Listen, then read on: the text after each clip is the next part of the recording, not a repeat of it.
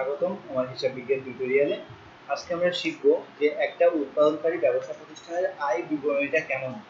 একটা উৎপাদনকারী ব্যবসা প্রতিষ্ঠানের আয় বিবরণীর নমুনাটা কেমন হয়। তো চলুন দেখা যাক যে একটা উৎপাদনকারী প্রতিষ্ঠানের আয় বিবরণীর নমুনাটা কেমন হয়।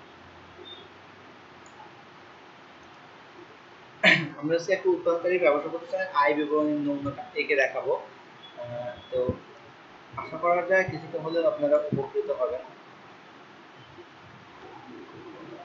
প্রথমে একটা ছক আঁকবো আমরা।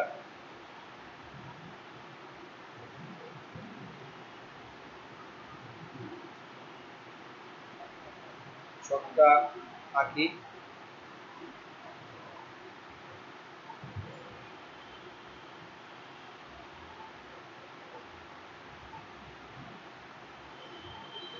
প্রথমে আমার প্রতিষ্ঠানের বিক্রয় থাকবে।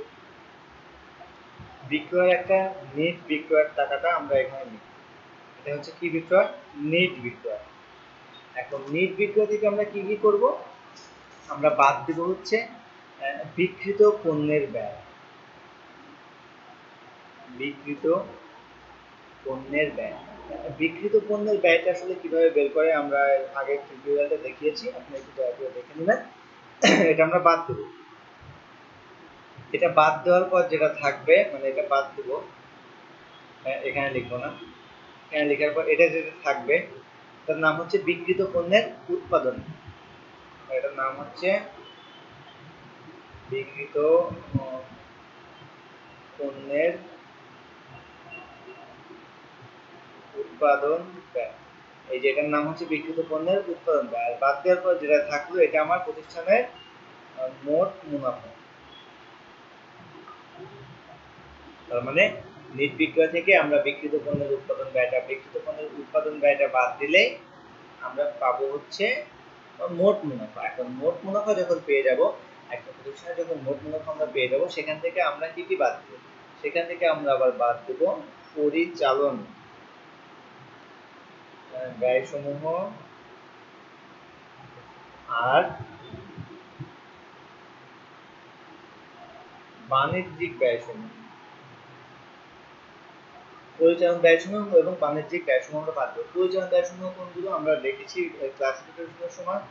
এটা হচ্ছে বিক্রয় পরিব্যয় বা বাজারজাতকরণ পরিব্যয়,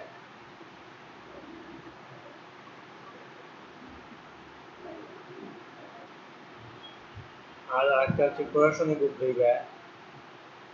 কোনগুলো? যে অফিস যেগুলো আছে, প্রশাসনিক পরিব্যয়, এটা একটা নাম হচ্ছে অফিস পরিব্যয়। এই টাকাগুলো আমরা বাদ দেব।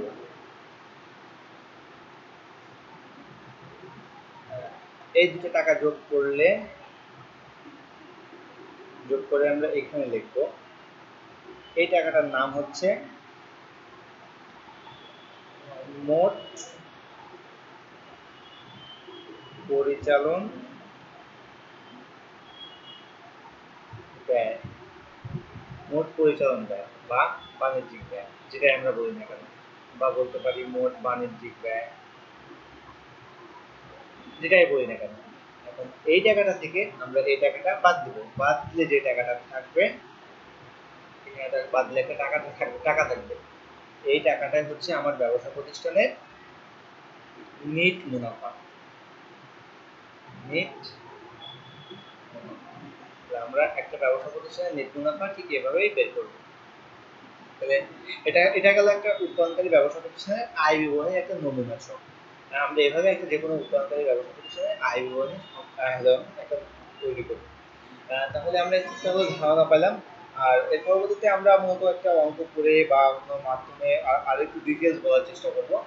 তো এখন আমরা শিখবো যে উৎপাদন ব্যয় বা কারখানা ব্যয় আমরা কিভাবে বের করব। তো আমরা কিছু সূত্র, সঠিক কিছু মানে সংক্ষিপ্ত কিছু সূত্র আপনাদেরকে দেখাবো। সেগুলো আমরা লিখতে পারি, আমরা সূত্রগুলো লিখতে পারি। আমাদের উৎপাদন ব্যয় হিসাব বিজ্ঞান করতে গেলে কিছু সূত্রের দরকার হয়, সেই সূত্রগুলো আমরা এখন একটা একটা করে লিখব। প্রথমে হচ্ছে মোট ক্রয় মূল্য।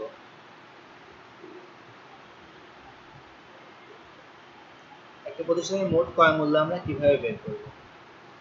প্রথমে হচ্ছে পণ্যের ক্রয় মূল্য,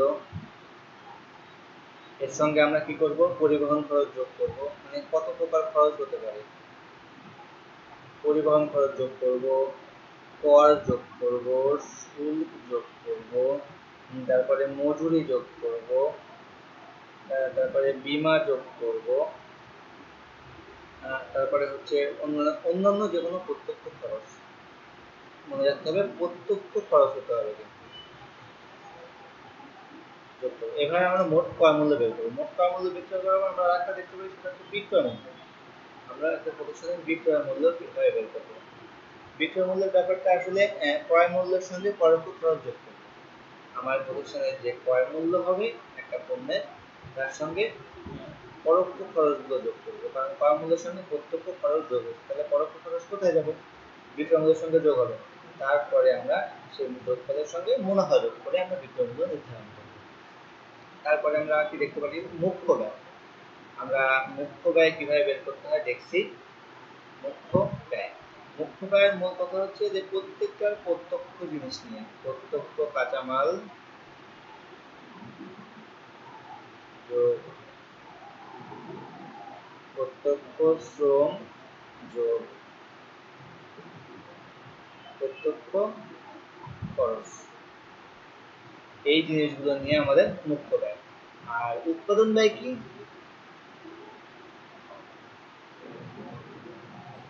উৎপাদন ব্যয়টা আমরা কিভাবে বের করব, যে মুখ্য যে ব্যয়টা হবে আমাদের প্রতিষ্ঠানের, এই ব্যয়ের সঙ্গে যোগ করব হচ্ছে কারখানা উপরিব্যয়, তাহলে আমার প্রতিষ্ঠানে বের হয়ে যাবে উৎপাদন ব্যয় বা কারখানা ব্যয়। আর উৎপাদন ব্যয় বের করা হয়ে গেলে আমরা উৎপাদন ব্যয় বের করব, কিন্তু উৎপাদিত পণ্যের ব্যয় আমরা কিভাবে বের করব। উৎপাদিত পণ্যের ব্যয়, উৎপাদিত পণ্যের ব্যয়, উৎপাদিত পণ্যের ব্যয় আমরা বের করব যে উৎপাদন ব্যয়, আমরা যে উৎপাদন ব্যয়টা উপরে বের করলাম এর সঙ্গে উৎপাদন, সরি এখানে ডাবল হয়ে গেছে, উৎপাদন ব্যয় যোগ আমরা একটা জিনিস দেখছি যে প্রারম্ভিক চলতি কার্য,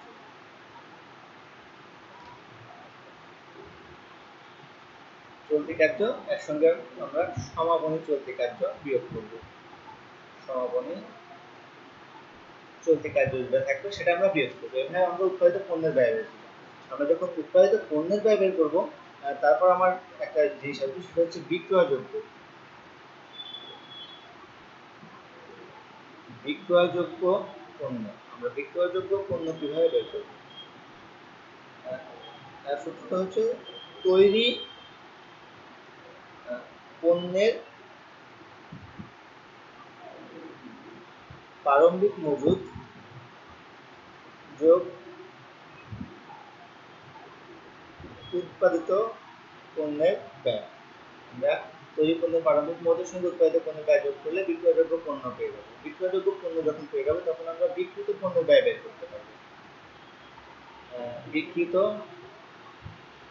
পণ্যের ব্যয়, বিক্রিত পণ্যের ব্যয় কিভাবে বের করবো, যে বিক্রয়যোগ্য, সরি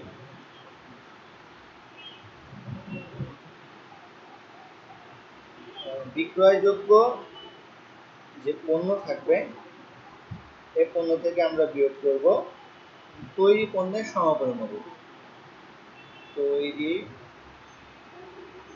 পণ্যের সমাপনী মজুদ।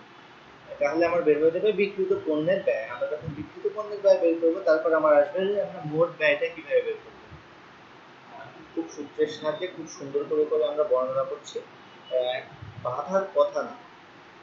আমরা মোট পণ্যের ব্যয় বের করবো কি, বিক্রিত পণ্যের ব্যয় যেটা থাকবে এটার সঙ্গে যোগ করব প্রশাসনিক ও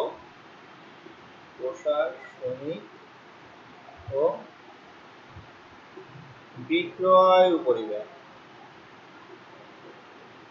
মোট ব্যয়ের সঙ্গে আমরা বিক্রিত পণ্যের ব্যয় প্লাস প্রশাসনিক ও বিক্রয় উপরিব্যয় যোগ করব, এভাবে আমরা মোট ব্যয় বের করবো। মোট ব্যয় বের করতে পারলে আমরা কাজ পারবো শেষ হচ্ছে বিক্রয় মূল্য, যেটা আমাদের কাঙ্ক্ষিত একটা ব্যাপার।